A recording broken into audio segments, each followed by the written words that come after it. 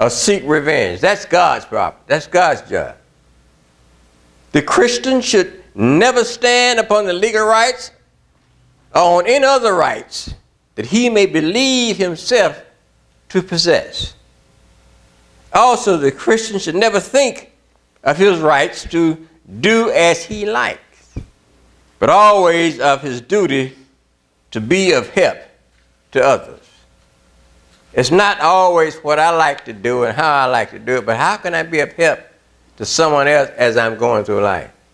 How can I be of help to someone else as I'm doing what I'm doing? This is what Christ is trying to teach us: humility and respect for other people. Finally, Christ demanded that we should give to all who ask and never turn away from him who wishes to borrow. If somebody asks you for something and you're in position to help, my brothers and sisters, you should help. It has been said that giving was at once a privilege and an obligation, for in reality, all giving is nothing less than giving to God. Whatever you give, however you give, God will bless you. So don't crunch up or don't frown up when someone asks you for something and you're in a position to help that person. This is what we as Christians are supposed to do. To give to some needy person was not something which a man might choose to do. It was something that he must do. For if he refused, the refusal was to God. That was the way the Jewish rabbinic law and what it taught. He who befriends the poor lends to the Lord, and he will repay him for his good deeds. God don't want you to owe him nothing. And everything that you do, my brothers and sisters, in the name of the Lord, it'll come back to you. And it'll come back to you unexpectedly, and sometimes you don't even realize what's happening. But God will reward you for the things that you've done, and especially the thing that you've done in his name. So never hold back when you can give or when you can help. And this is what Christ is trying to show us. To everyone who shows mercy to others, mercy is shown from heaven. But to him who shows no mercy for other men, no mercy is shown to them from heaven. If you don't show no mercy, why should you expect mercy? If you don't show respect for somebody else, why should you get respect? This is what Christ was trying to teach men as he walked this earth. And I truly pray, my brothers and sisters, that you truly understand what I just said and how Christ has been trying to show us in Matthew 5:43 through 48. Matthew 5:43 through 48 states it this way. You have heard that it has been said, thou shalt love thy neighbor and hate thine enemy. But I say unto you, love your enemy. Bless them that curse you. Do good to them that hate you. And pray for them which despitefully use you and persecute you. That's something else, isn't it? God is really putting it on us, my brothers and sisters.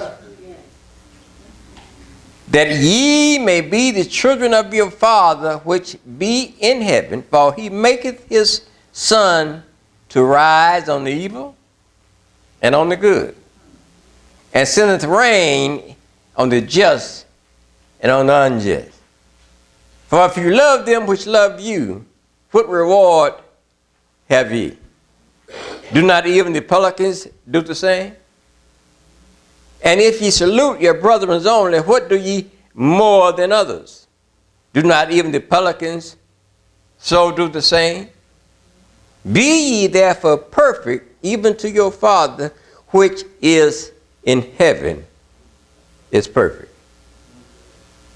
God, Yeshua, Jesus Christ, laid down some foundations, my brothers and sisters, I know that even then shook the world and shakes the world now. But these are things we as Christians, if we say that we are truly Christians and children of God and love God, must live by the rules that he laid down. No matter how hard we think they are, or how difficult it might be to keep them, we must, in all circumstances, live and die by the word of the book. There's no other way. The book is our guide. The book it shows us the things we must do in order to please God. C.G. Modifor, which was a Jewish scholar, calls this the central and most famous section of the Sermon on the Mount. It is true that there is no other passage of the New Testament, my brothers and sisters, which contain such a concentrated expression of the Christian ethics of personal relationships.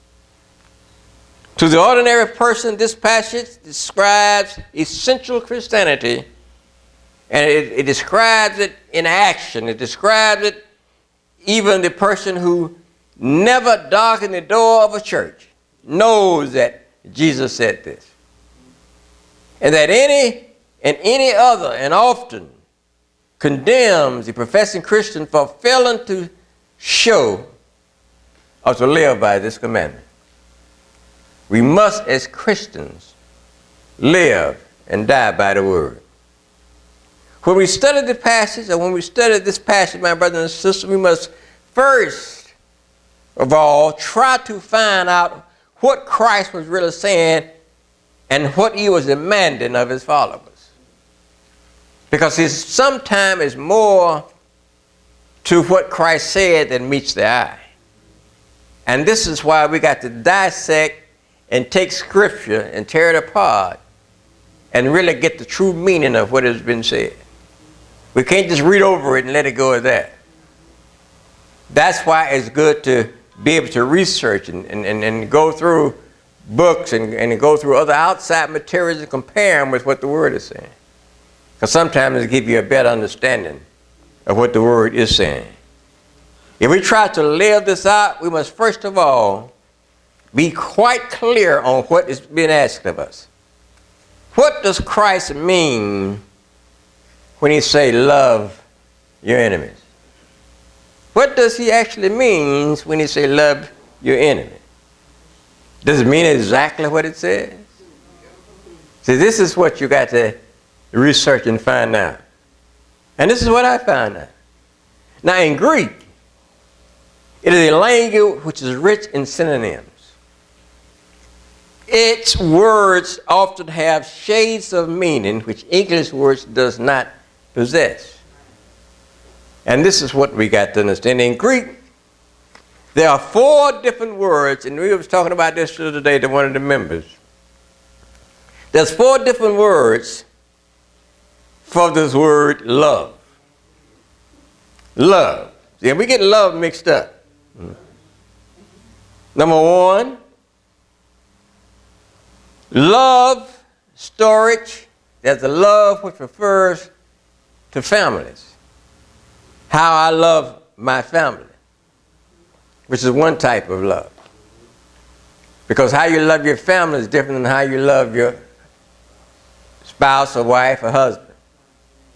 Also, number 2, there's a love called eros, which refers to the love of a man for a woman in a sexual nature.